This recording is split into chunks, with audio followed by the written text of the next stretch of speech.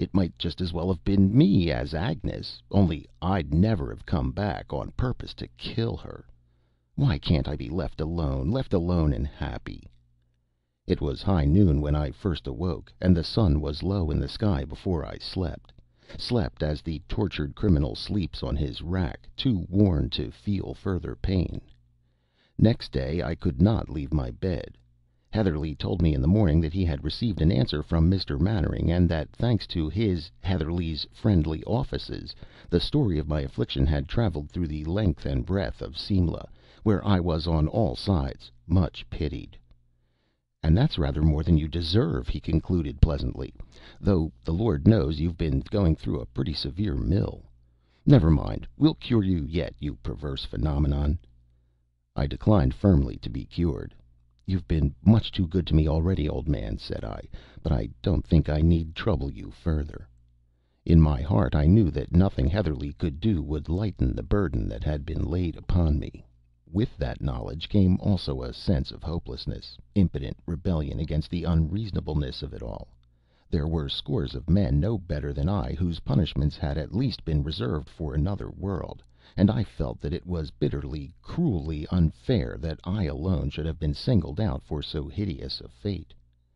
This mood would in time give place to another where it seems that the Rickshaw and I were the only realities in a world of shadows, that Kitty was a ghost, that Mannering, Heatherledge, and all the other men and women I knew were all ghosts, and the great gray hills themselves but vain shadows devised to torture me. From mood to mood I tossed backward and forward for 7 weary days, my body growing daily stronger and stronger, until the bedroom looking glass told me that I had returned to everyday life, and was as other men once more. Curiously enough, my face showed no signs of the struggle I had gone through. It was pale indeed, but as expressionless and commonplace as ever. I had expected some permanent alteration, visible evidence of the disease that was eating me away. I found nothing. On the 15th of May I left Heatherly's house at 11 o'clock in the morning, and the instinct of the bachelor drove me to the club. There I found that every man knew my story as told by Heatherly, and was, in clumsy fashion, abnormally kind and attentive. Nevertheless, I recognized that for the rest of my natural life I should be among but not of my fellows, and I envied very bitterly indeed the laughing coolies on the Mall below. I lunched at the club, and at 4 o'clock wandered aimlessly down the Mall in the vague hope of meeting Kitty. Close to the bandstand the black and white liveries joined me, and I heard Mrs. Wessington's old appeal at my side. I had been expecting this ever since I came out, and was only surprised at her delay. The phantom Rickshaw and I went side by side along the Chota Simla road in silence. Close to the bazaar, Kitty and a man on horseback overtook and passed us. For any sign she gave I might have been a dog in the road. She did not even pay me the compliment of quickening her pace, though the rainy afternoon had served for an excuse. So Kitty and her companion and I and my ghostly light o' love crept round Jocko in couples. The road was streaming with water, the pines dripped like roof pipes on the rocks below, and the air was full of fine driving rain.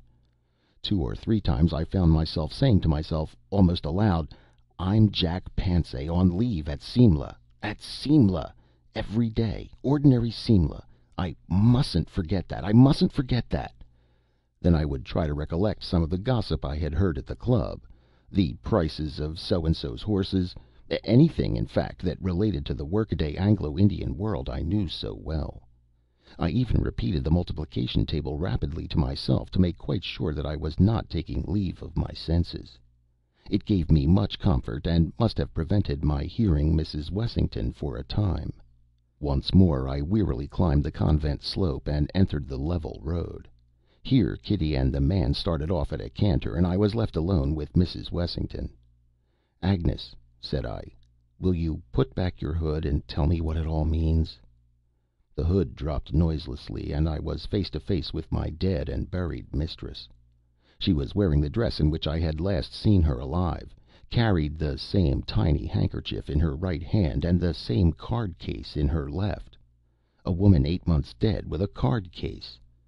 I had to pin myself down to the multiplication table and set both hands on the stone parapet of the road to assure myself that at least this was real.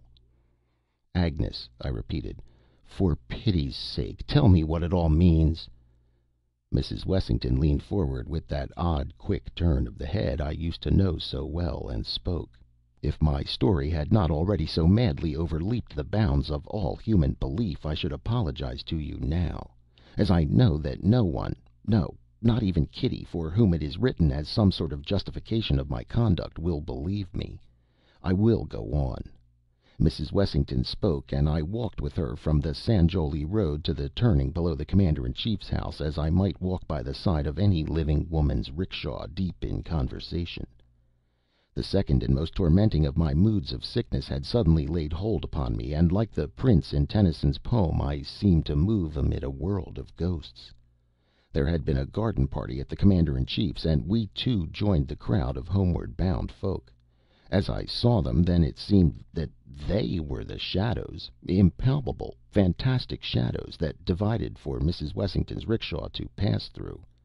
What we said during the course of that weird interview I cannot, indeed I dare not tell. Heatherlegh's comment would have been a short laugh and a remark that I had been mashing a brain eye and stomach chimera. It was a ghastly and yet in some indefinable way a marvelously dear experience. Could it be possible, I wondered, that I was in this life to woo a second time the woman I had killed by my own neglect and cruelty? I met Kitty on the homeward road, a shadow among shadows. If I were to describe all the incidents of the next fortnight in their order, my story would never come to an end, and your patience would be exhausted. Morning after morning, and evening after evening, the ghostly rickshaw and I used to wander through Simla together. Wherever I went, there the four black and white liveries followed me and bore me company to and from my hotel. At the theater I found them amid the crowd, or yelling jhampanies.